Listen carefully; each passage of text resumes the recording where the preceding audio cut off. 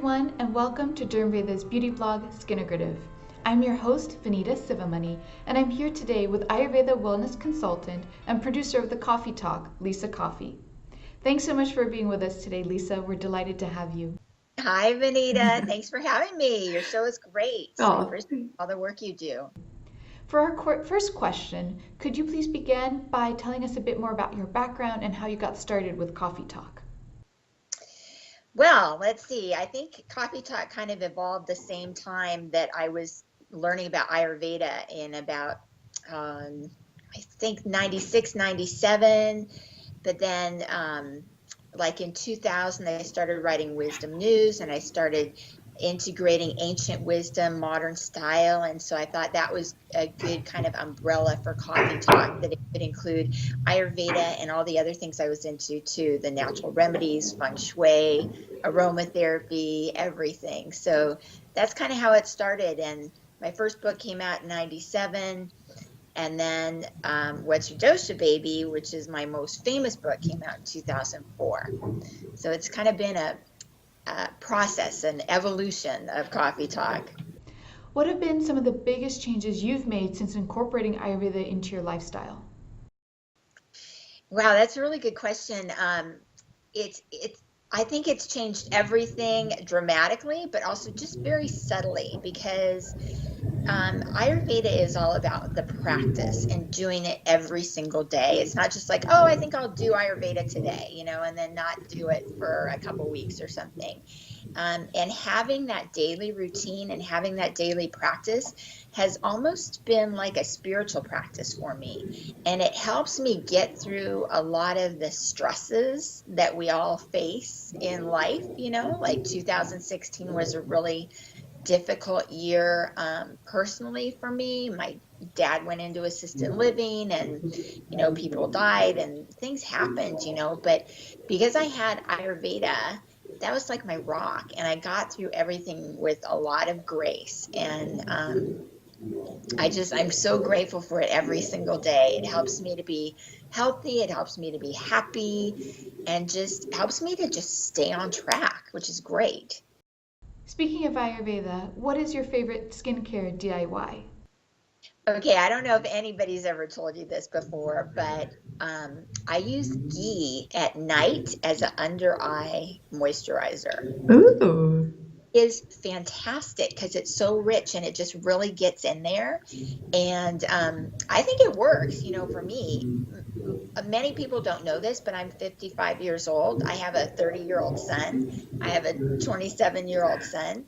But my skin doesn't show like I'm 55 years old. And I think a lot of it is due to Ayurveda. And just putting a little ghee, use this finger because it's got the least pressure. I learned that when I worked in the cosmetics industry. And just ghee on your eyes. Do you have any advice on how to cultivate a good relationship with your skin?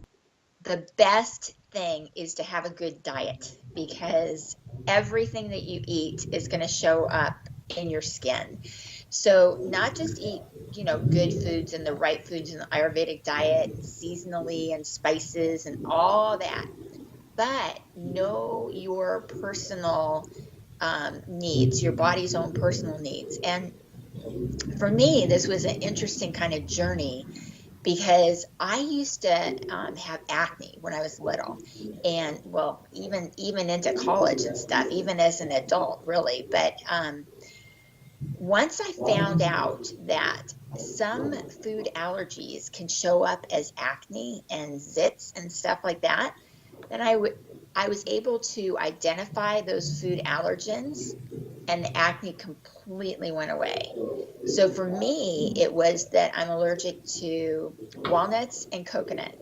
So once I stopped eating walnuts and coconut, which, as a vegan, those were an important part of my diet. Walnuts I'd throw into a salad, it's good protein, it's good brain food.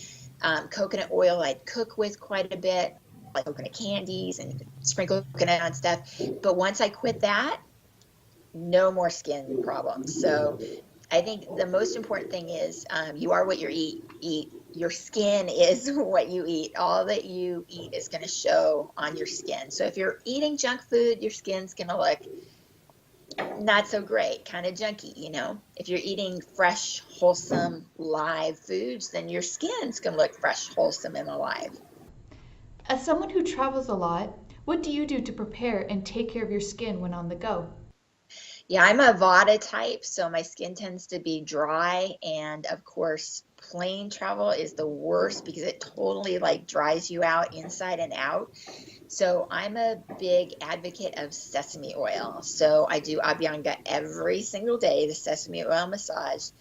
And especially in the winter, I'll put sesame oil in my ears, in my nostrils, just, I'll gargle with it, just totally immerse myself in sesame oil inside and out.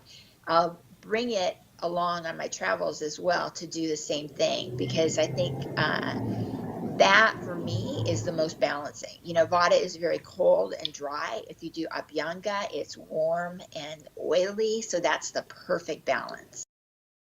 My next question is for the holiday season. What recommendations do you have for people who end up staying out late, especially with New Year's, and need to rejuvenate their skin? Sleep. I think sleep is so underrated, but it's one of the 3 pillars of health in Ayurveda.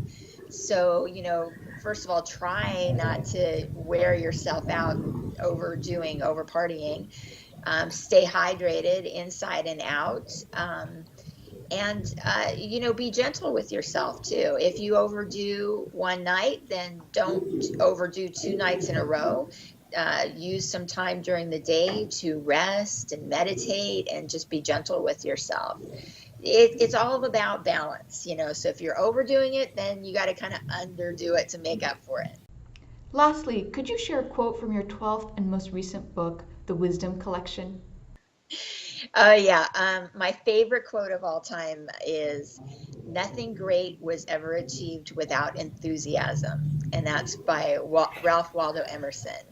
And, enthusiasm from the Latin root means in spirit. So I think it's always important that whatever you do it with spirit, with enthusiasm, with the joy that you find in doing. Doing is a very karma yoga activity. Karma yoga is one of the 4 yogas, one of the 4 paths to enlightenment.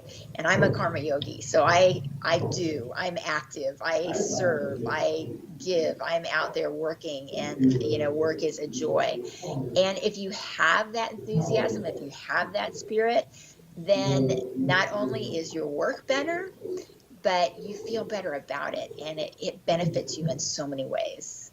That's a beautiful note to end on. Thank you again for your time, Lissa, and for the practical takeaways for busy times in the holidays. To our viewers, we hope you'll like and share this video and tune in again soon. So, happy holidays. Bye-bye.